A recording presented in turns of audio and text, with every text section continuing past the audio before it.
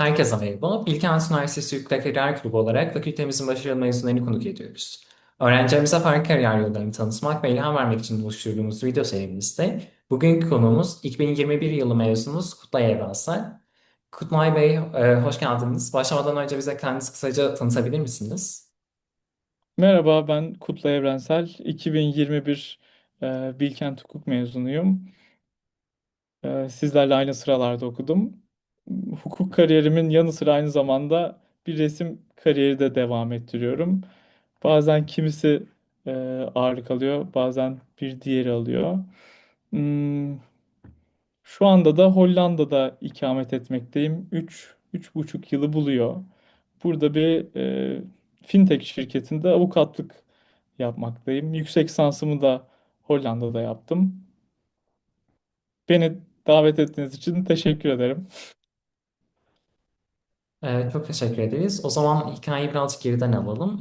Hukuk okumaya karar verdiniz ve Bilkent'e okumaya karar verdiniz.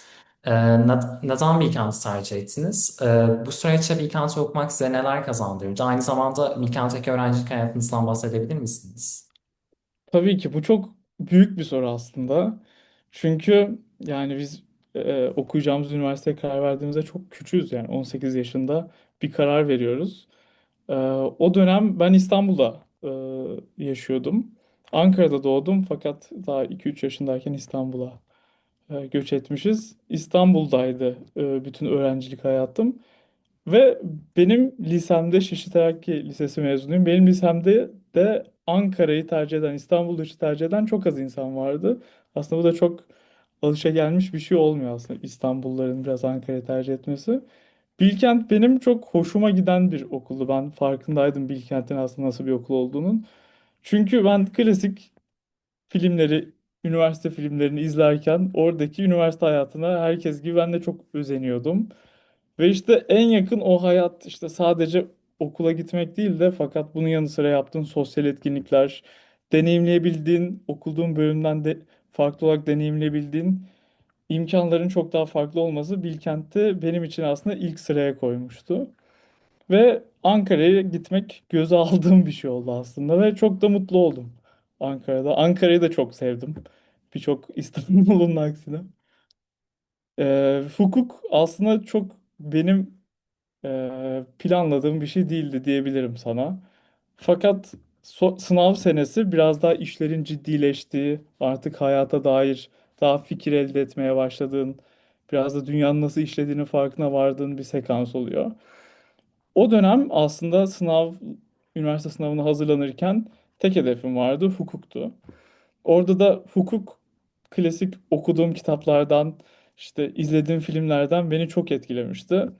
Ve en çok kendime yaklaştırdığım karakter herhalde muhtemelen hukuk okuyan bir karakter olur gibisinden. Hukuk benim için çok böyle ilgi çekici bir hale gelmişti.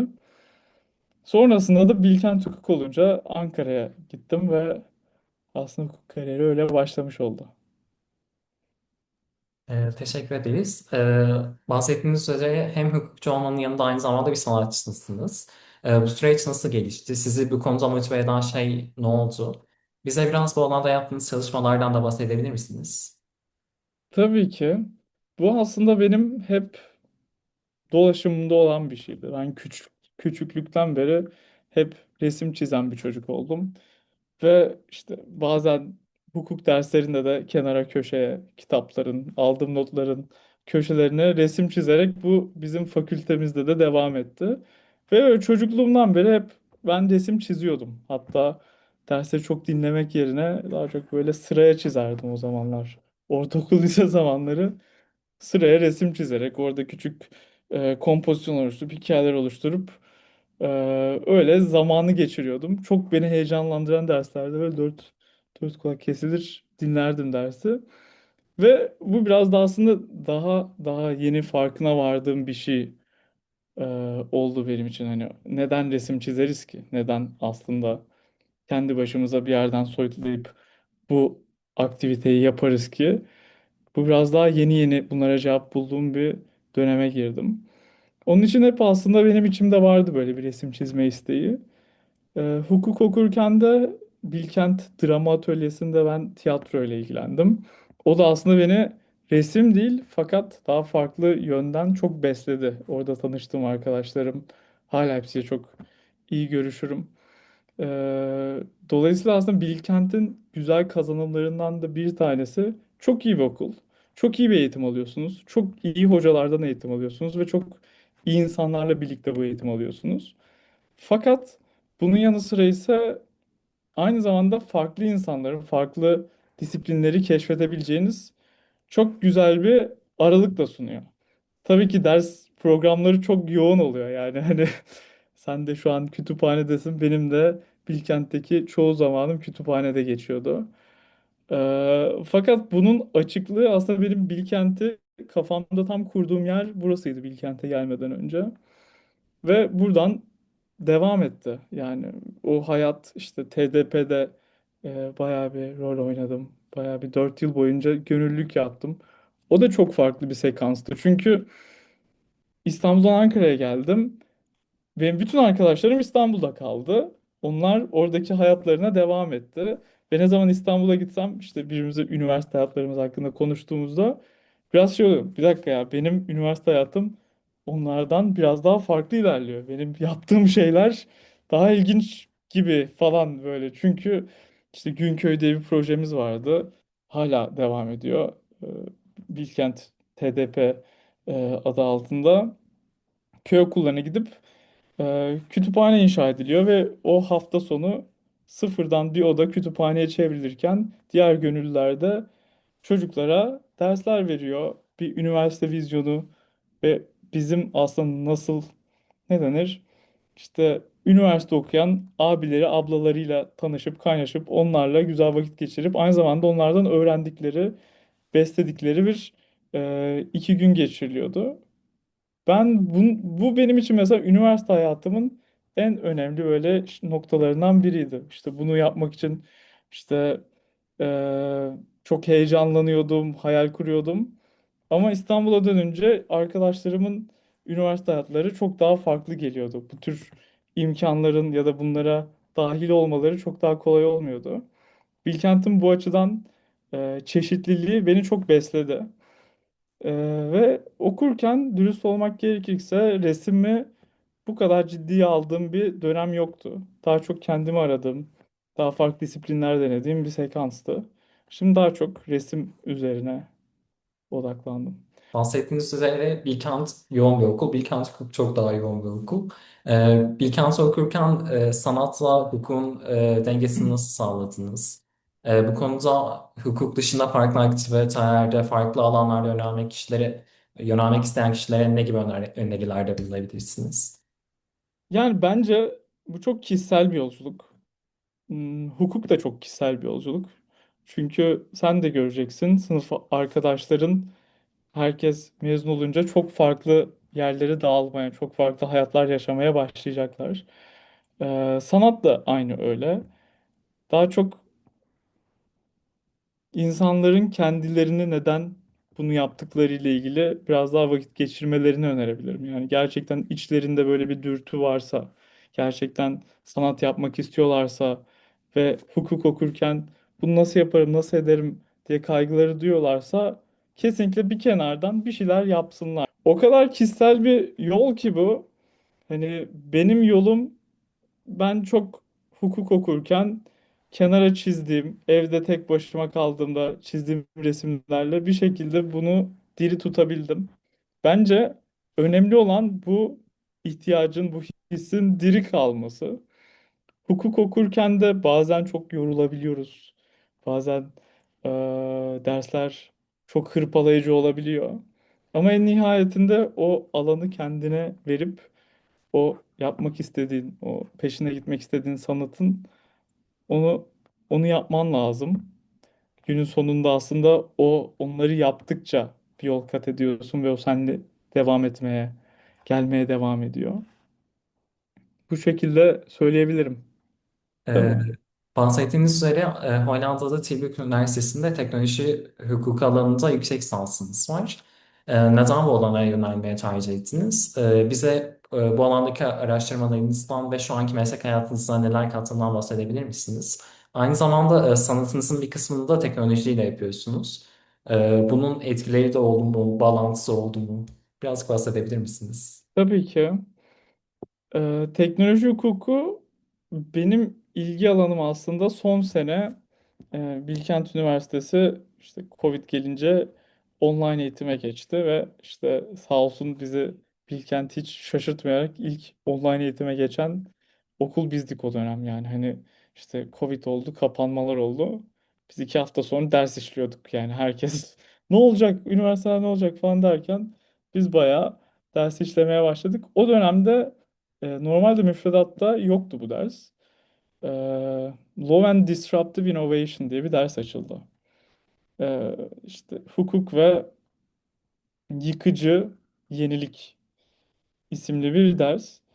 Bu ders tamamen korona sayesinde bizim e, programımıza girdi. Çünkü veren kişi e, Türkiye'de bulunmuyordu ve online olarak bu dersi biz alabildik. Yaklaşık 5 kişi falandık bu dersi alırken de. Ve o ders tin müfredatı aslında bizim hali hazırda haşır neşir olduğumuz bir sürü teknolojik aletin hukukuna dairdi. Ve bu aletlerin aslında bizim hayatımıza yaptığı etki alanlarına dahildi. Çok farkına varmıyoruz ama aslında bunlar da direkt olarak hukukun konusu. Yani bir aletin sizi etkilemesi ya da bir aletin artık size karşı ayrımcılık yapması hukukun düzenlediği alanlar. Bayağı Black Mirror episodu gibi bir dersti yani. Her bölüm, her ders bir bölüm gibiydi.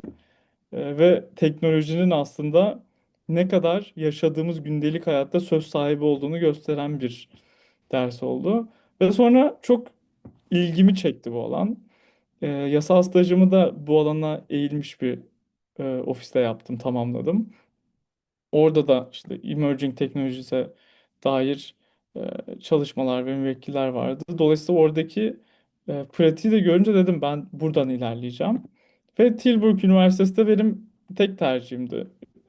Araştırdığımda çok daha inovasyon açık olduğu, daha yenilikçi bir bakış açısı olduğu ve bu yaptığım programda Avrupa'da o zaman her üniversitede yoktu. Şimdi gittikçe daha da e, popülerleşiyor. Dolayısıyla ben aslında bu derse olan ilgim, işte Covid'in çıkması, bu dersin çok hoşuma gitmesi aslında beni böyle bir yola atmış oldu.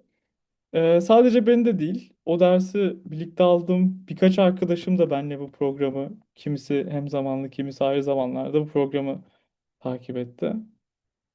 Ve işte bu programdan çıktıktan sonra da şimdi fintech alanında, finansal teknolojiler alanındaki bir şirkette çalışıyorum.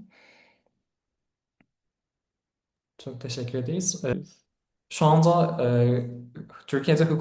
Türkiye'de bir hukuk mezunu olmanıza karşın Hollanda'da hukuk alanında çalışmaktasınız. Buradaki çalışmalarınızdan bahsedebilir misiniz? Nasıl bir süreç ilerlediniz? Bilkent'te öğrendiğiniz hukuk eğitimiyle şu an Hollanda'da ne yapmaktasınız? Birazcık bize açıklayabilir misiniz?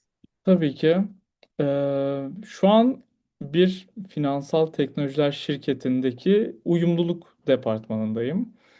Risk ve uyumluluk olarak geçiyor. Risk and Compliance. Bizim şirketimizin finansal regülasyonlarına uyumlu bir şekilde işlediğine biz emin oluyoruz. Ve bu şirketi şöyle adlandırabilirim.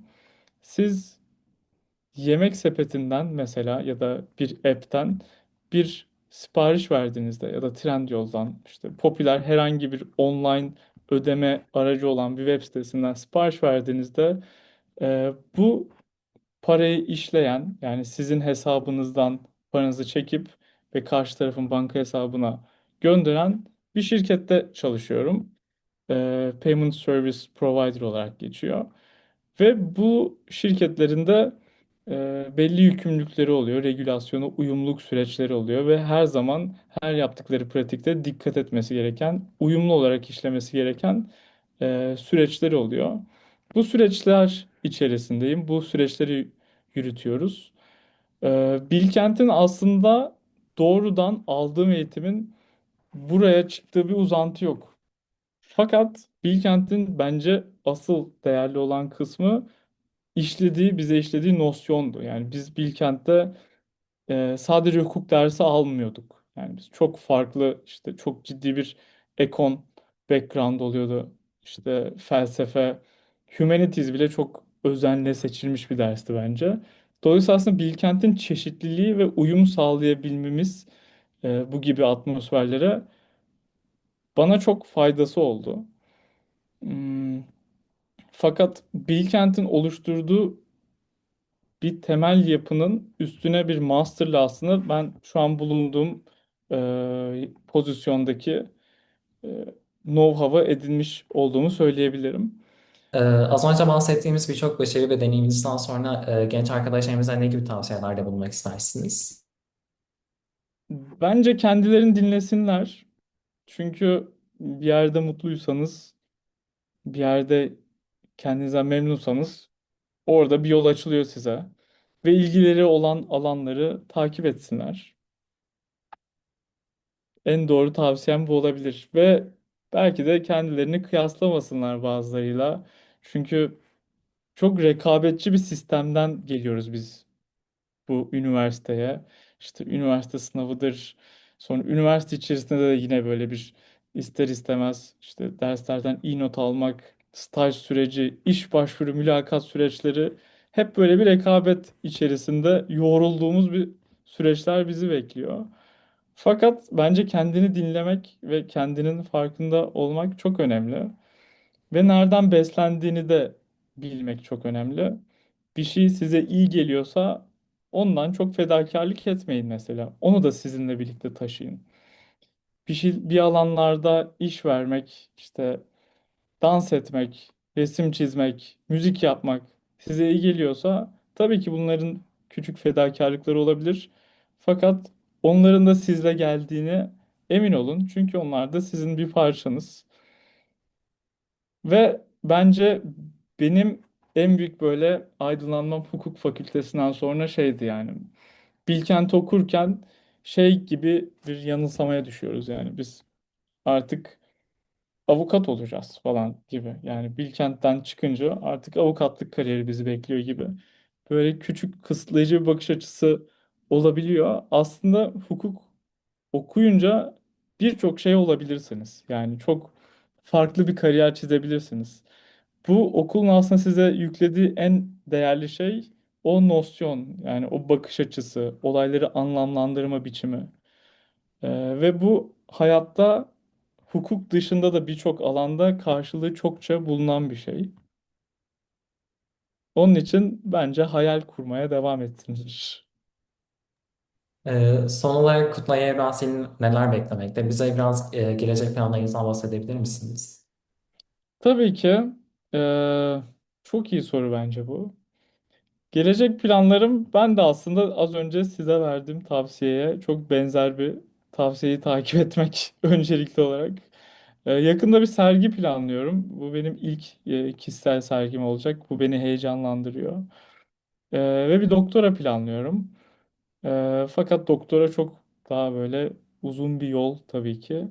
Onun için biraz acele etmiyorum. Şu an biraz daha sergime odaklanmış durumdayım. Ve bu aralar çokça gündemdeki yapay zeka tool'larıyla haşır neşir oluyorum. Bunların da bir hukuk yansıması da var keza. Bunlarla haşır neşir oluyorum. Benim tezim de bunun üzerineydi. Hala o ilgimi barındırıyorum. Yaptığım böyle sanat ve hukukun birleştiği küçük çalışmalarım oluyor. Fakat henüz bunları yayınlamadım hiçbir yerde. Belki gelecekte bunları yayınlarım. Sorularımız bu kadardı. Katılım sağladığınız için çok teşekkür ederiz Kutlay Bey. Çok teşekkür ederiz tekrardan. Ben teşekkür ederim Ahmet, beni çağırdığınız için. Biz çok teşekkür ederiz tekrardan. Çok sağ olun. Röportajımız bu kadardı. İzleyen herkese çok teşekkür ederiz. Sonraki videomuzda görüşmek üzere.